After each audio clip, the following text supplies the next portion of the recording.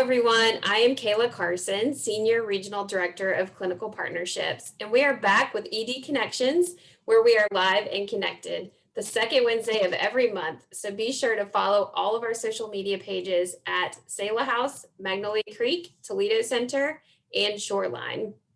The Selah Eating Disorder Network is comprised of all of those great centers I just said, and we are really excited to welcome our newest family member, Shoreline Center for Eating Disorders, which is located in Orange County, California. We meet clients where they are in their recovery journey and provide the necessary therapeutic techniques to empower sustainable freedom. Our expert clinical teams help clients understand recovery is possible by utilizing individualized treatment plans comprised of a combination of evidence-based treatment modalities. Our goal is to make each client feel safe and close to home by conducting all levels of care in our comfortable home-like settings. All of this is really designed to offer a clear step-down process, continually supporting our clients in their recovery journey. Today, I'm really excited to be here with Ellie Clark. She is our primary therapist at Selah House Treatment Center for Eating Disorders. Hi, Ellie. Hi, thanks for having me. Yeah, we are so excited to talk to you today. And why don't you just tell us a little bit about you and why you work for Selah House? Well, I actually started at Selah House as a recovery care specialist, which is like our version of a psychiatric technician, where I got to spend a lot of time directly with our clients here at Selah House at the adult and teen house. I started that when I was in college, which was really inspirational to what I already wanted to do, which was become a therapist. So when I started grad school at Ball State, I continued working as a recovery care specialist at Selah and started really considering like, I would love to be here as a therapist. I love what we do here.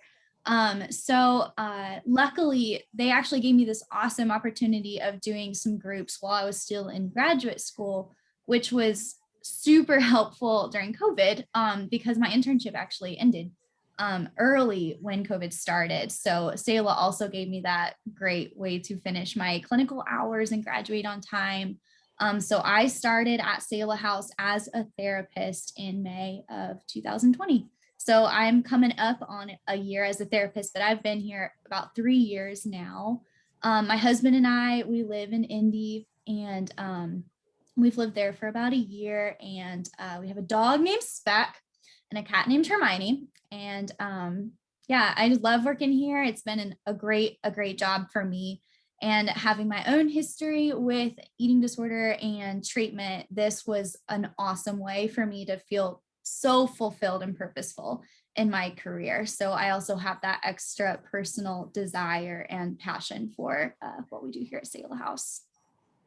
Wow, so worked yourself up the reins, right? From to a therapist, and it's obvious you have such a true passion for what we do at Selah House, and also to be such a wonderful resource to our clients and families who are coming in with a personal history and also a passion to help others find freedom. Yeah. And so it's February, which is all about Valentine's Day, right? Also Love Your Body Month.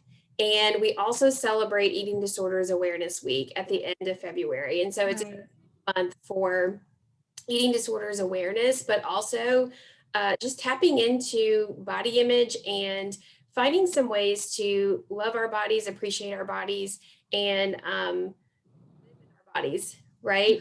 With positivity and joy. And so with that said, we hear this phrase body image quite often. And so could you just explain what that means? Yeah. So body image is like basically the relationship that we have with our bodies. It's the longest relationship you'll have second to God in your life. So it's a really important one. And my personal journey with body image and uncovering like what is our relationship supposed to look like with our bodies actually starts with what the Bible has to say about it. So consulting God's word and kind of exploring what I felt like his intention was for our relationship with our bodies kind of ended with finding that we are brilliantly, creatively, beautifully created in his image. And that's kind of what I do with the girls here at Selah House as well, is kind of uncovering what does God want for you in your relationship with your physical body. And what we usually find is like three kind of core statements that he tells us, which are that we're wonderfully made in his image, and we are his creations and we're created to do his work. And then 3, that our bodies are not who we are, but that they hold who we are.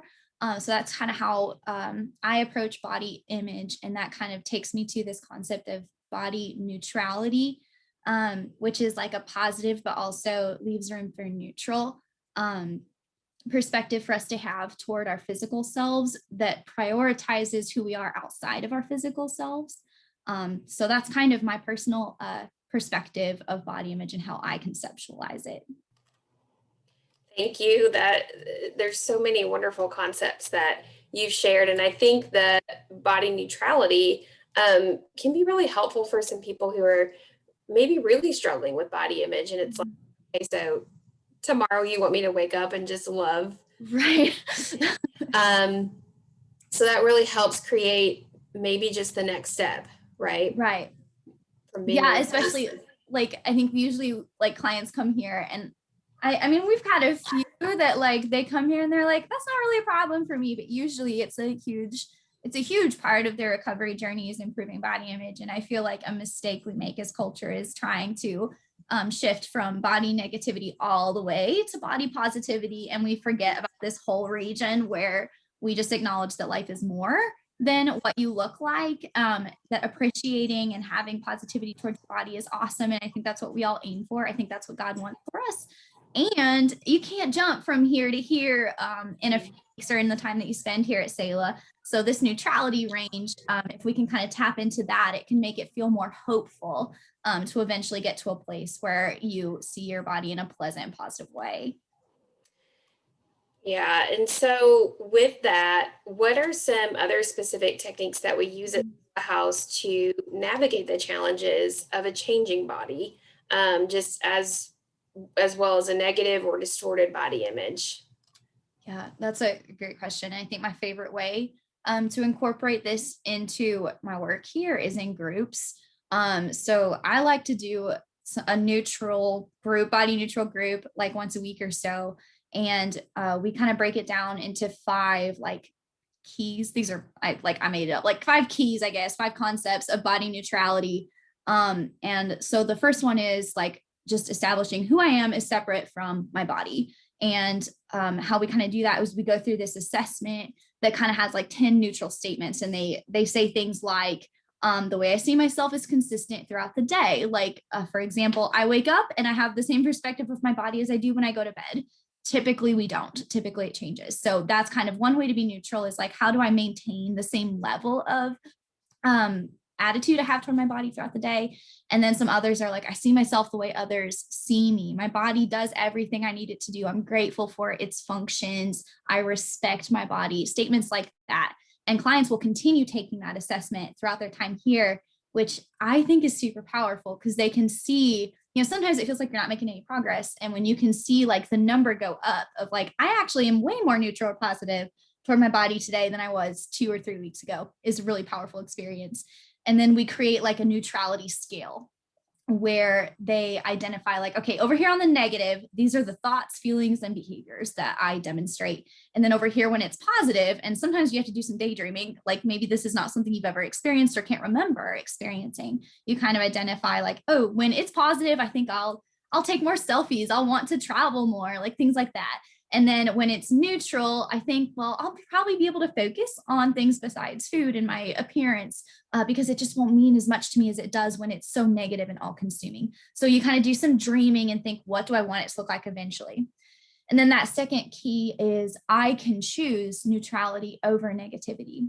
This one kind of taps into some mindfulness techniques of observing my thoughts without being overwhelmed by my thoughts, acknowledging that I will have hundreds of thousands of thoughts every day, and I can kind of navigate which ones I want to give more attention to, but I also have to practice reframing the ones that don't help me anymore. And then we do this exercise where you think, is there a part of your body you're already neutral towards? And most people are like, no, I hate every part of my body. But in reality, it's like, really, you hate your like fingernail. You hate your fingernail. Do you hate your baby toe? Like, is there a part of you that maybe you don't have a strong hate or love toward? You just don't really think about it. And then you realize, oh, I already have a little bit of body neutrality. So we do this exercise where you think like, okay, how do I think of that part of my body? And what would it be like if I saw my whole body that way? Or this part of my body that I hate? What if I saw it in that way? And then it kind of gives you this idea of kind of getting it a little bit. And then the third, most things are more important than my appearance. And this one is kind of like, well, duh. And we all, I think, cognitively are aware of that, but that's not the culture that we're raised in. That's not what the messages that we receive constantly are not that most things are more important than our appearance. So even though we might know that cognitively, that's not the way we feel and act. Oftentimes we often act and think as though it's much more important than it actually is. So this key kind of helps us navigate what are things that should be more important than my appearance, and is that where I'm at? And we kind of take an honest look at not shaming if your body is the most important thing to you right now, but also like, how can I make it so it's not? And then 4 is I let go of the enslaving emphasis I place on my body.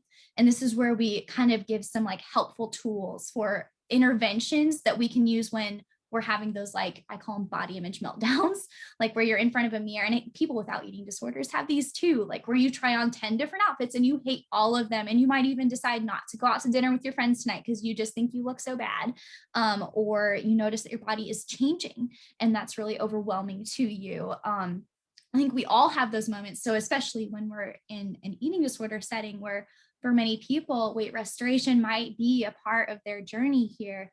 We have to navigate like, how do I give myself grace and compassion and step out of that spiral of a body image meltdown by observing that I'm doing it? Because we often do it so mindlessly. We just get ourselves trapped in a spiral, and then stepping away, checking in with our emotions, and then engaging in something else, and learning to make that more automatic than going into meltdown mode. And then finally, my favorite key is the same creator that painted today's sunrise created you. And in this one, we go outside and we get something that we find really cool out there. In the winter, it's not as fun as in the summer, because in the summer there's flowers and plants. But you look at that and you say like, wow, this is so intricately designed. God put so much effort into this, and imagining just how much more he put into me. So that's kind of the activities and the concepts that we explore when we are trying to learn body positivity and neutrality here at Selah House. I am just so impressed with with that activity, because not only is it being practiced with our girls who come to Selah, and we call them our Selah sisters, right, when they leave, but you've just provided a tangible activity for anyone who watches this video. Yeah, please do it. Yes. Yeah, someone who may be struggling, whether with or without an eating disorder. Like you said, we all could have moments where we're sitting in the closet and XYZ has occurred and we're just like, nothing in my closet, I can't go anywhere, I have no clothes. Well, how do we check back in, put on our clothes, and go and do life, right? Yeah. Even though we may not feel like 100% body positive that day. Yeah. And that is just, I think that's something that all month we could watch this video over and over again. Yeah, every day. Yeah. Observe, step away, check in, engage in something else. Exactly. Well, Ellie, thank you so much for that information and that little piece of just beauty that we provide at Selah House. And I'm just imagining how powerful that group probably is, and how much it can uncover for someone's journey in recovery. And so thank you for the work that you do. Our girls and women are so just probably blessed to have you as part of their journey. And for more information, everybody, about our Selah Eating Disorder Network, or if you or someone you know is suffering from an eating disorder, we are here. We're ready to help. We have wonderful people like Ellie in our treatment centers who work every day to help people find freedom. And you can visit the Selah House website at www.selahhouse.com, which also houses information of our network of services, including our 3 other treatment centers. You can also contact our admissions team. They are 24/7 available at 765-641-0022. And that is one call with many solutions. You can also private message us on any of our social media pages. I encourage you to like our Facebook page, our Instagram, Twitter, go to LinkedIn. We're everywhere because we're just eager to help. And we do invite you to join us next month. We will have ED Connections on our Magnolia Creek Facebook page at 12 p.m. Eastern. And we also just invite you to continue tuning into our series. We go 1 ED Connections per center. So they kind of come up with each center every 3 months. And with that said, from Ellie, myself, and the team at Selah House, we just thank you so much for joining us today. And we're here, we're ready to help, and we just invite you to walk into freedom with us. Ellie, thank you. Thank you, Kayla. We'll see you next month, everybody.